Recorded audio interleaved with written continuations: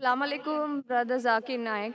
I'm from Kerala, so this English is more comfortable for me. So my question here is, in fact, I'm a revert sister and just 1.5 to 2 months old.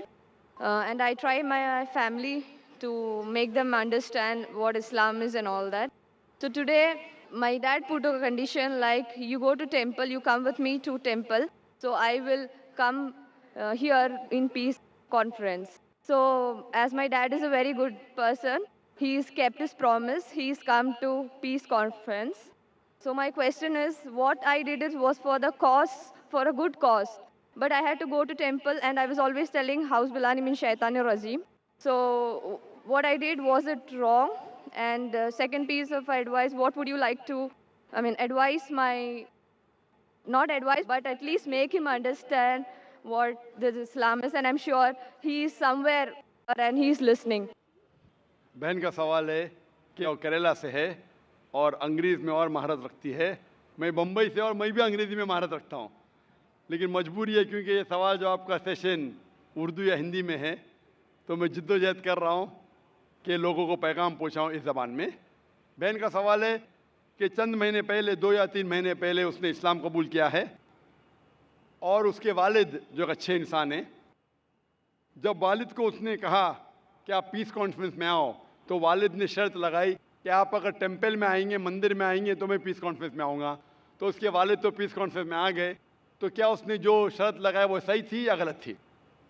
आपने अगर अपने वालिद को कहा कि temple में आप जाएंगी, टेंपल में जाना गलत नहीं है, टेंपल में बुत परस्ती करना, मूर्ति पूजा करना गलत है। मैं भी कई टेंपल में जा चुका हूँ, कई टेंपल में, देखने के लिए टेंपल में क्या है। तो अगर आप टेंपल जाती है और मूर्ति पूजा नहीं करती है और दिल में मानती है कि खुदा एक है, उसके अलावा कोई माबूद नहीं, बुत परस्ती गलत है, तो टेंपल में जाना कोई हर्ज नहीं है। लेकिन टेंपल के सामने अगर आप सिजदा करेंगे मूर्ति को तो गलत है। तो अगर आपने वादा किया है अपने वालिद से कि टेंपल जाएंगे, बेशक जाइए उसके साथ, लेकिन बुत परस्ती मत कीजिए। Don't do idol worship. You can go to the temple but don't do idol worship. Doing idol worship is wrong. If you believe in your heart that there is one God and idol worship is wrong, going to temple is no problem. तो जब तक आप बुत परस्ती, मूर्ति पूजा नहीं करती, आप temple जा सकती है। और आपने कहा कि आपके वालिद से कुछ बात कहूँ ताकि इंशाअल्लाह उसे हिदायत मिले। मैं कहना चाहता हूँ इस बहन के वालिद से कि आप दिगर मज़ाहिब का मुताला कीजिए, चाहे बाइबल का, चाहे वेद का, चाहे भगवत गीता का, चाहे कुरान का, और आपको पता लगेगा कि सारे मजहबी किताब कहते हैं कि खुदा एक है और उस खुदा के अलावा कोई माबूद नहीं। मैं आपसे पूछना चाहता हूँ कि अगर आप पढ़ेंगे आपके वेद, जो मैं कह चुका हूँ, उसमें भी साफ तौर से जिक्र आता है कि खुदा एक है और बुत परस्ती गलत है। जैसे मैंने कहा कि श्वेता उपनिषद में अध्याय नंबर 4 श्लोका नंबर 19, यजुर्वेद अध्याय नंबर 32 श्लोका नंबर 3 में लिखा है, न तस्य प्रतिमा अस्ति। उस ईश्वर, उस भगवान की कोई प्रतिमा नहीं, कोई अक्ष नहीं, कोई पिक्चर नहीं, कोई पेंटिंग नहीं, कोई फोटोग्राफ नहीं, कोई बुत नहीं, कोई मूर्ति नहीं। तो मूर्ति पूजा करना हिंदू मजहबी किताब के हिसाब से भी गलत है। ये कुछ हिंदू धर्म के ठेकेदार कहते हैं जो मजहबी किताब में नहीं लिखा है। तो मेरी इल्तिजा है आपसे, मेरी दरख्वास्त है आपसे कि आप अपनी किताब का मुताला कीजिए और जो ज्ञान रखता है आपके किताब के बारे में उनसे पूछिए। उसमें लिखा है कि मूर्ति पूजा गलत है, और जो मैं हवाले दिया हूँ आप उनसे पूछिए इसके क्या मानी है। एक मुसलमान कह रहा था, पतला सा, टोपी पहने हुए, दाढ़ी रखे हुए, कि मूर्ति पूजा गलत है। लिखा है श्वेता उपनिषद अध्याय नंबर 4 श्लोका नंबर 19 में। ये क्या सही कह रहा है? आप लाइब्रेरी में जाओ और उसका तर्जुमा पढ़ो, आपको पता चलेगा क्या लिखा है। और मैं अल्लाह से दुआ करता हूँ कि अल्लाह आपको हिदायत दे ताकि आप भी अपनी बेटी जैसे सही रास्ते पे आ सके। Hope that answers the question. मेरा नाम विजय सोनी है, मैं मध्य प्रदेश एमपी से आया हूँ। एक छोटा सा काम करता हूँ यहाँ, और मैंने सुना कि यहाँ जाकिर का प्रोग्राम हो रहा है। मेरे अंदर ऐसा कुछ भी नहीं है। मैं मानता हूँ कि खुदा अल्लाह पाक एक है, ईश्वर एक है। कुरान, बाइबिल, हर जितने भी मज़हब कभी किसी को गलत राह नहीं दिखाते, फिर भी इंसान भटकता है। क्यों? आज लोगों को बीमारियां हो रही, ट्रेन से जा रहे हैं, गिरते हैं, मरते हैं, बीमारियां, अंधे लंगड़े लूले, क्यों? ऐसी क्या कमी है? अल्लाह पाक से हमको दुआ करना चाहिए कि हमें अल्लाह पाक एक नेक इंसान बनाए और दुनिया में रहना चाहिए, फिर भी ऐसा क्यों? भाई साहब का सवाल है कि वो मानते हैं कि अल्लाह सुब्हानहू तआला एक है और वो कहते हैं कि बाइबल, कुरान, वेद, ये सब मज़हब की किताबें सही चीज़ सिखाते, फिर भी इंसान भटकता क्यों? ये कहना कि सारी मजहबी किताब जो आज मौजूद है सही कहती है, मैं इस बात को नहीं मानता हूँ। मैं एक तालिब इल्म हूँ, मैं बाइबल पढ़ चुका हूँ, वेद पढ़ चुका हूँ, गीता पढ़ चुका हूँ और कुरान मजीद भी पढ़ चुका हूँ। कुरान के अलावा जितनी दीगर मज़ाहिब की किताब है, इन सालों में इनमें मिलावट हो चुकी है। बाइबल के स्कॉलर्स कहते हैं कि Bible has been corrupted, it has been concocted, it has been fabricated. तो कुछ चीज़ लेकिन बाइबल में अब भी सही है, कुछ चीज़ सही है, कुछ चीज़ गलत है। बाइबल में कितनी अनसाइंटिफिक चीज़ें हैं। खाली आप पहली बुक पढ़ेंगे जेनेसिस चैप्टर नंबर 1, उसी के अंदर आपको कई अनसाइंटिफिक चीज़ मिलेंगे। इसमें लिखा है book of Genesis chapter number 1 verse number 16 में कि खुदा ने 2 बॉडीज बनाए, 2 लाइट देने के बॉडीज बनाए जो रोशनी देती है। सूरज जो दिन में रोशनी देता है, चांद जो रात में रोशनी देता है। आज की साइंस कहती है कि चांद की खुद की रोशनी है ही नहीं, वो रिफ्लेक्टेड लाइट है। उसका मतलब बाइबल के अंदर खुदा ने गलती की नहीं। इसमें इंसान ने मिलावट की। और ऐसे मैं सैकड़ों मिसाल दे सकता हूँ, वक्त की किल्लत होने की वजह से नहीं देना चाहता हूँ। इसी तरीके से वेद में भी मिलावट है, ओल्ड टेस्टामेंट में मिलावट है, न्यू टेस्टामेंट में। कुरान एक वाहिद मजहबी किताब है जो 1400 साल के बाद भी माशाअल्लाह पाक है, क्योंकि अल्लाह सुब्हानहू व तआला फरमाते कुरान मजीद में सूरह हिजर सूरह नंबर 15 आयत नंबर 9 में कि मैंने ये कुरान नाजिल किया हूँ और मैं इसकी हिफाजत करूँगा। मतलब जितनी मजहबी किताब पहले आए वो सिर्फ एक वक्त के लिए थी, इसीलिए खुदा ने उसे अहम नहीं समझा कि उसे महफूज रखे, क्योंकि कुरान मजीद इंसानियत के लिए आखिरी पैगाम है। अल्लाह ताला खुद अपने आप पे लेते हैं और कहते हैं कि इस किताब में कोई भी मिलावट नहीं कर सकता। और इस किताब के ज़रिए अगर आप पढ़ेंगे तो कभी भी भटक नहीं सकते। पढ़ने के बाद अगर उस पर अमल करेंगे तो कभी भी नहीं भटक सकते। पढ़ने के बाद उसके ऊपर अमल नहीं करेंगे तो भटक सकते हैं। आप पूछते क्यों इंसान भटकते? क्योंकि ये इंसान की फितरत है। इंसान को अल्लाह सुब्हानहू व तआला ने फ्री विल दिया है। फ्री विल मतलब आपको इजाज़त दी है कि आप अल्लाह की बात को माने और चाहे तो न माने। बाकी जितनी अल्लाह की मखलूक़ात है, all the creation have got no free will except for जिन एंड इंसान। इंसान और जिन को छोड़ के बाकी क्रिएशन को कोई भी फ्री विल नहीं है। इंसान अल्लाह की सबसे बेहतरीन क्रिएशन है, जिसमें अल्लाह ताला फरमाते कि इंसान चाहे तो अल्लाह के अहकामात पे अमल कर सकता है, चाहे तो नहीं कर सकता है। अगर आप अमल करेंगे तो आप फरिश्ते से भी ऊंचे हैं, क्योंकि फरिश्ते को कोई इजाज़त नहीं अल्लाह के खिलाफ जाने के लिए। जो अल्लाह बोलता मानते। अगर आपके पास फ्री विल होने के बाद आप अल्लाह की बात मानते तो आप फरिश्ते से भी ऊंचे हैं। अगर नहीं मानेंगे तो आप फिर शैतान जैसे बन जाते। तो ये इम्तिहान है। आप मुझे पूछ रहे कि एग्जामिनेशन में टीचर कुछ लोग को फेल क्यों करती है? नहीं, एक्चुअली जो आप बोल रहे हैं, मैं ये बोल रहा हूँ, आज की डेट में हजारों लोग डेली मरते हैं और हजारों बीमारियां पैदा होती हैं। भाई और साहब जन्म पूछते- जन्मांतरों से हमको कुरान है, उस शिक्षा दी जाती, फिर भी लोग अमल क्यों नहीं करते? भाई साहब ने उस- पूछा हजारों लोग मर रहे। भाई साहब उससे ज्यादा लोग पैदा हो रहे।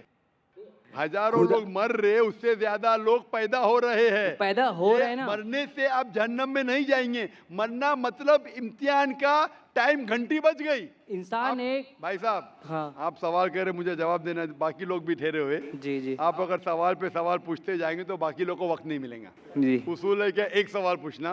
मैं जी। आपको 2 की इजाजत दिया, 3 की दिया। आप अगर बहस करने लगेंगे तो मुश्किल हो जाएंगी। नहीं, बहस नहीं कर रहा। नहीं, क्योंकि ये सवाल जो आपका सेशन है, आप जो सवाल के उसका जवाब नहीं सुने, दूसरा सवाल पूछ रहे। आपने पूछा कि हजारों लोग मर रहे, तो मैं कह रहा हूं कि हजारों लोग पैदा भी हो रहे, फिर भी पॉपुलेशन का प्रॉब्लम है। हजारों बीमारियां पैदा हो रही हैं। अब बीमारी से लोग अगर मर रहे अल्लाह ना। की इबादत करेंगे, कुरान की मुताबिक चलेंगे तो क्यों बीमारी फैलेगी? लोग क्यों नहीं करते? आज इस्लाम भाइयों में कितने लोग हैं जो दरगाह पे जाते हैं, दरगाह को खुदा मानते हैं। भाई साहब ने कहा कि बहुत से लोग बीमार हो रहे। बीमारी नहीं। दो किस्म की होती है। आप एक मिनट, ये जैसे इस्लाम में हमारे भाई हैं और कितने सारे भाई हैं, कितने लोग खुदा अल्लाह पाक को मानते हैं, ये सत्य बात है, ये मैं भी मानता हूँ। हर इंसान को अमल करना चाहिए। आज इस्लाम को मैं भी मान भाई साहब आपके आखिरी सवाल का जवाब दूंगा। आप बोलते बहुत से लोग बीमार दो किस्म के होते। एक होती जिस्मानी बीमारी, एक होती रूहानी बीमारी। जिस्मानी बीमारी के वजह से कोई भी जन्म में नहीं जाएगा। बीमार होना इंसान की फितरत है, नॉर्मल, कुछ गलत बात नहीं। बीमार होना का मतलब नहीं कि आप जन्नत में नहीं जा सकते, लेकिन रूहानी बीमारी होंगी तो प्रॉब्लम है। बहुत से लोग कहते अपने आप को मुसलमान, अगर शिर्क करते तो उसे जन्नत नहीं मिलेंगी। मैं आपसे पूछना चाहता हूँ, बाकी लोग को छोड़ो, आप एक खुदा में मानते? खुदा को मानता हूँ। आप बुत परस्ती को गलत समझते हैं, सही समझते? गलत है ना वो? आप मानते कि मोहम्मद सल्लल्लाहु अलैहि वसल्लम आखिरी पैगंबर है? अभी खुदा तो एक है, अभी अल्लाह ताला कितने पैगंबर भेजता है ये मैं भी नहीं जानता। लेकिन मुझे ईमान रखना पड़ेगा जितने पैगंबर है वो सही है, और आखिरी पैगंबर पे तो ईमान रखने पड़ेगा। मैं भी नाम नहीं जानता हूँ जितने पैगंबर है। मोहम्मद सल्लल्लाहु अलैहि वसल्लम फरमाते कि इस जमीन पे 1,24,000 पैगंबर है, नाम से सिर्फ 25 का जिक्र है कुरान मजीद में। मैं उन पे ईमान लाता हूँ, लेकिन अमल करता हूँ आखिरी पैगंबर की सुन्नत और सीरा पे। मैं पूछना चाहता हूँ, आप मानते हैं कि मोहम्मद सल्लल्लाहु अलैहि वसल्लम आखिरी पैगंबर है? मैं मानता हूँ पैगंबर हजरत मोहम्मद साहब के जो कुरान में लिखा हुआ है, लोगों को अमल करना चाहिए, मेरे को भी अमल लोगों करना को चाहिए। छोड़ो, आप अमल मैं- करने को तैयार है? मैं कोशिश करता हूँ चलने की। बिल्कुल सही, कोशिश करो। अमल में ऊंच नीचू चलेगा, कोशिश करते क्या आप? कोशिश करता हूँ। आप मानते खुदा एक है? खुदा एक है। आप मानते बुत परस्ती गलत है? हाँ गलत है। आप मानते मोहम्मद सल्लल्लाहु अलैहि वसल्लम आखिरी पैगंबर है? खुदा एक है। आज मैं इस्लाम कबूल करूँ, आपके मैंने कल में कबूल किया, पर अगर मैं गलत करूँगा तो गलत है ना? खुदा भी गलत कहेगा। यही सवाल मुझे एक शख्स ने पहले पूछा था। अगर मैं इस्लाम कबूल करूँ, मुसलमान बनूं और कुछ गलती करूंगा तो गलती मैं नहीं, ये इंसान है। हाँ मालूम है, अबे मैं भी गलती करता हूँ। मैं पहले कह चुका हूँ कि ये डॉक्टर जाकिर नाइक, मैं ये नहीं कहता कि मैं 100% सारी बातों पे अमल करता हूँ इस्लाम की। मैं ये नहीं कहता कि 100% मैं पक्का मुसलमान हूँ। मैं कोशिश करता हूँ। ये इंसान गलती का पुतला है, इंसान गलती करेगा ही। अल्लाह के मेहरबानी के बिना, अगर अल्लाह मेहरबान नहीं है तो कोई भी इंसान जन्नत में नहीं जा सकता, ना तुम ना मैं। आप समझ रहे? जी। गलती करे प्रॉब्लम नहीं, लेकिन सबसे अहम गलती से दूर रहो, बुत परस्ती। आप बुत परस्ती से दूर रह सकते? कोई नहीं बच सकता उससे। बुत परस्ती से बच सकते, मैं बचाऊं, आप बचना चाहेंगे? बुत परस्ती कैसे आप बचे हैं? बुत परस्ती मतलब आइडल वर्शिप, मूर्ति पूजा। हम मूर्ति पूजा से बचा हुआ हूँ। बस, आप मूर्ति पूजा से बचना चाहेंगे?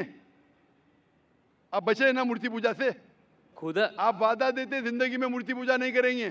खुदा को मानता हूँ, अल्लाह पाक को, निराकार है, उसका कोई आकार नहीं है। मूर्ति पूजा लोग करते हैं, लोगों की आप आस्था करते? बढ़ती है, करने आप दो, जो करते हैं करते हैं। आप करते? मैं खुदा को मानता हूँ, दरगाह पे भी जाता हूँ, मंदिर पे भी जाता हूँ। कोई जाना कोई गलत नहीं है। गलत जगह पे जाना गलत है, सही जगह पे जाना सही है। आपको अगर अल्लाह की इबादत करना है तो जाइए मस्जिद में। मस्जिद मतलब सिजदा की जगह, जहाँ नमाज पढ़ी जाती है, उस जगह को क्या कहते हैं? मस्जिद। आप मस्जिद जाओ, वो सही जगह है। मस्जिद जाके अल्लाह की इबादत करो, वो सही है। उसके अलावा आप गलत जगह जाएंगे तो आप सही रास्ता नहीं पाएंगे।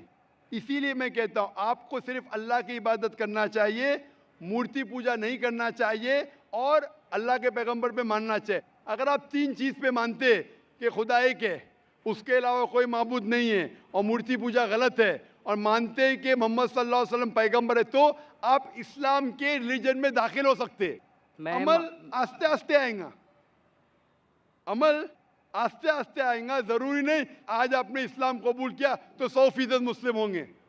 100% होना मेरे बस में भी नहीं है।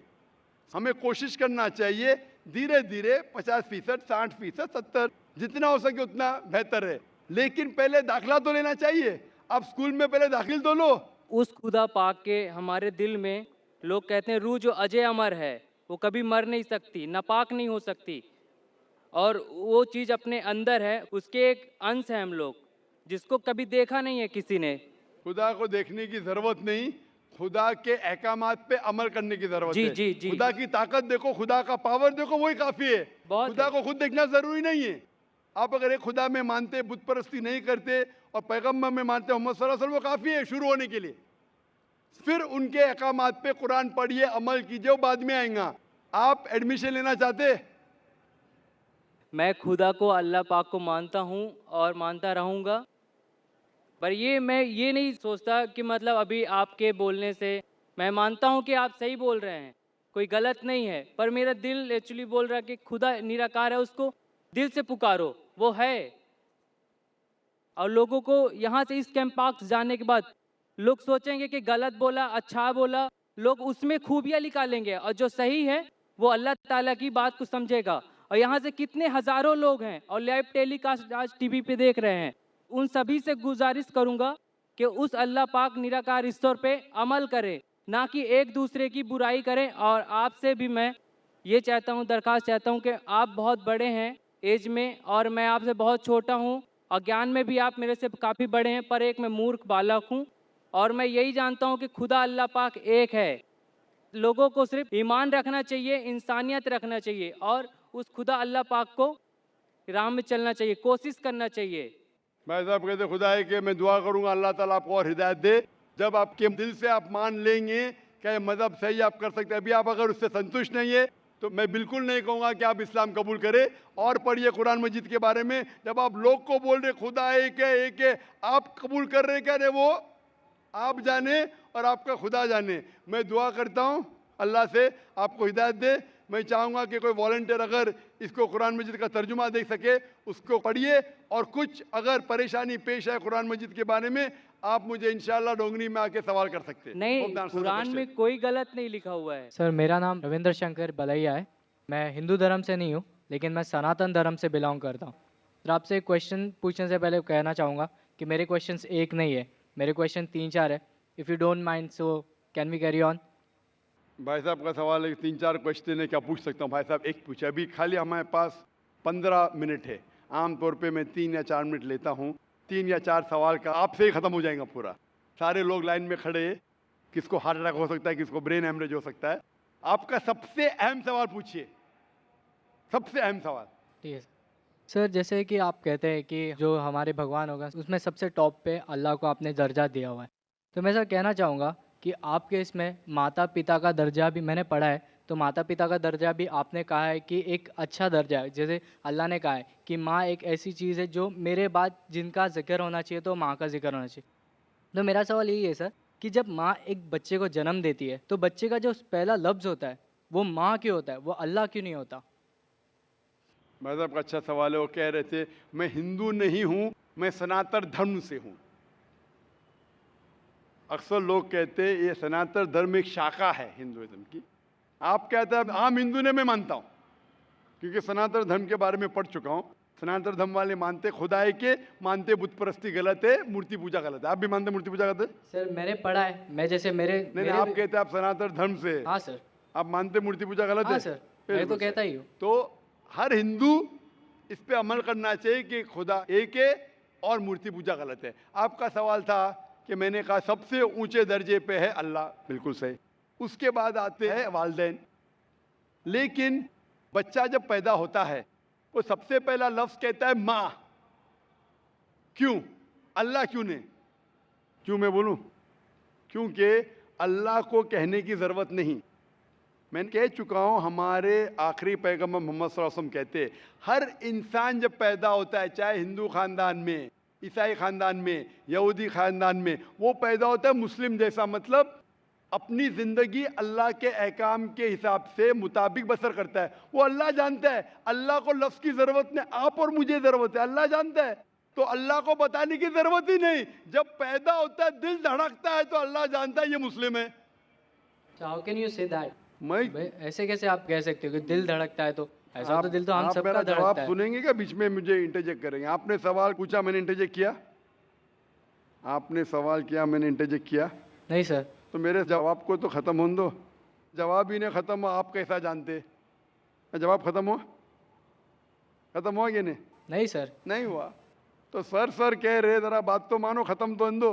आप अगर बीच में इंटरप्ट करेंगे तो एक सवाल का जवाब भी नहीं दे सकूंगा, दूसरे पे जमाने पड़ेगा मुझे। नहीं सर, आप बोलिए। हाँ, तो आप जरा सुनेंगे मेरे जवाब को तो बोल सकूंगा मैं ना। आपका माइक खुला होने का मतलब ना बिंटर चेक करे।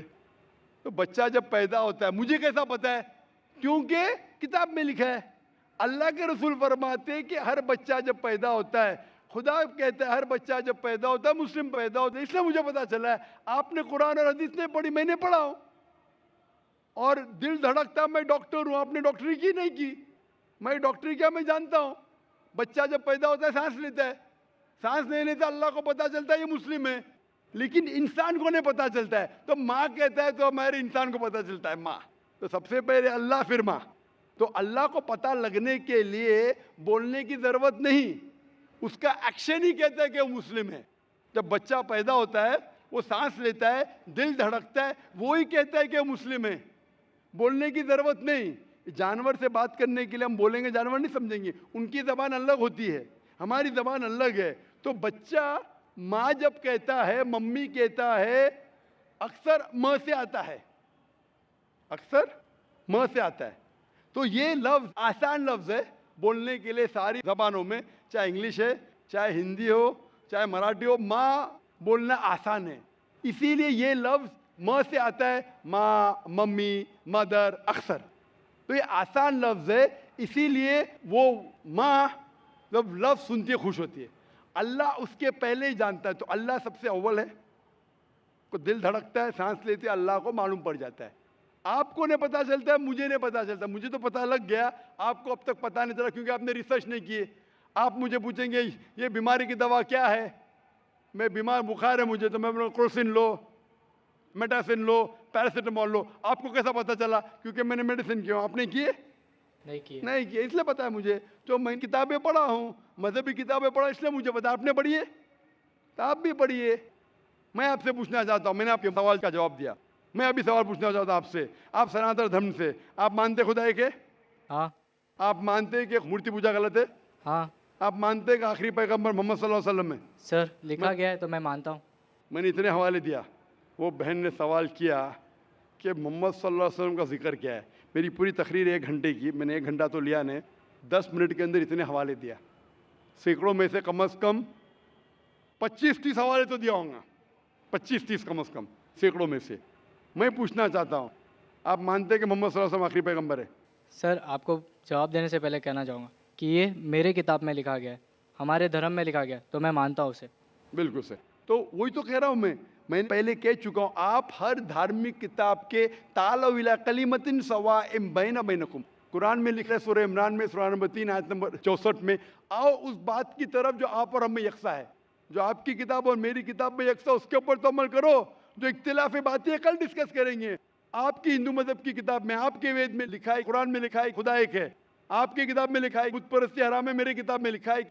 आपकी किताब में लिखा है आखिरी पैगंबर मोहम्मद सल्लल्लाहु अलैहि वसल्लम, मेरी किताब में लिखा है। आपकी किताब में लिखा है शराब हराम है, मेरी किताब में लिखा है। आपकी किताब में लिखा है सूअर का गोश्त खाना हराम है, मेरी किताब में लिखा है। हम इस पर अमल क्यों नहीं करते?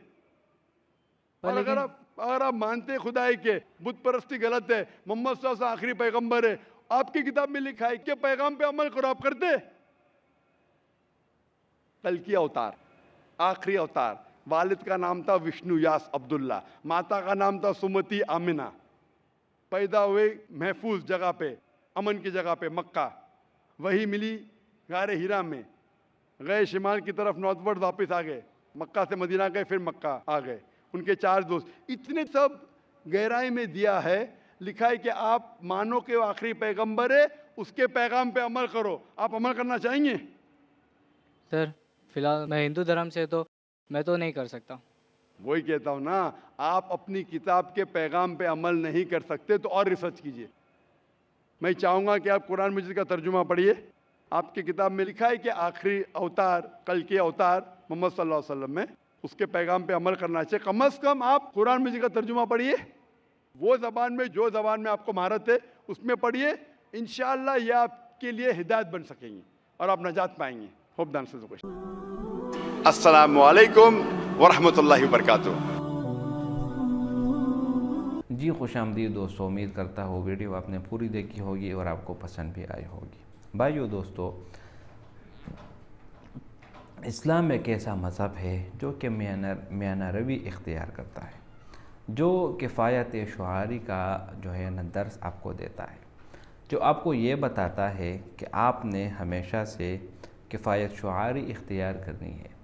आपने एक ऐसा रास्ता अपनाना है जो रास्ता आपको आपके मंजिल तक पहुंचाए सहूलियत के साथ। आपको मसावात का दर्स देता है। इस्लाम के अलावा बहुत सारे मज़ाहिब ऐसे हैं जो कि आपको मसावात का दर्स नहीं देते, जो आपको हरगिज़ मसावात का दर्स नहीं देते, जो आपको हमेशा से ये दर्स देता रहा है कि आपने ये करना है, आपने वो करना है, वग़ैरह वग़ैरह। मसावात ऐसी चीज़ है जो हमेशा से आपको आपकी ज़िंदगी और हमेशा से आपको एक जा होने का दर्स देगा, बराबरी वाला। यानी इस्लाम से पहले की ज़िंदगी अगर आप देख लें तो इस्लाम से पहले लोग एक दूसरे के खून के प्यासे होते थे। यानी इतनी जहालत थी लोगों में कि अगर एक ऊँट किसी दूसरे ऊँट से पहले पानी पी लेता तो इस मामूली सी बात पर भी 200 साल तक लड़ाइयाँ, फसाद, दंगे होते रहते। इसी तरह ज़िंदा दफन किया जाता अपने लड़कियों को, जो बेटियां होती उनको ज़िंदा दफन कर दिया जाता। वजह क्या होती थी? वजह ये होती थी कि ये बेटियां कल को बड़ी होगी और फिर जो है ना ये किसी दूसरे के घर की ज़ीनत बनेंगी, तो इस वजह से ये हमेशा से इन चीज़ों में पड़े रहते। तो भाइयों दोस्तों, इस्लाम ने हमेशा मसावात का दर्स दिया, अमन का दर्स दिया। इसी तरह इंसान को खाने पीने के मामले में भी जो है ना मसावात का दर्स दिया।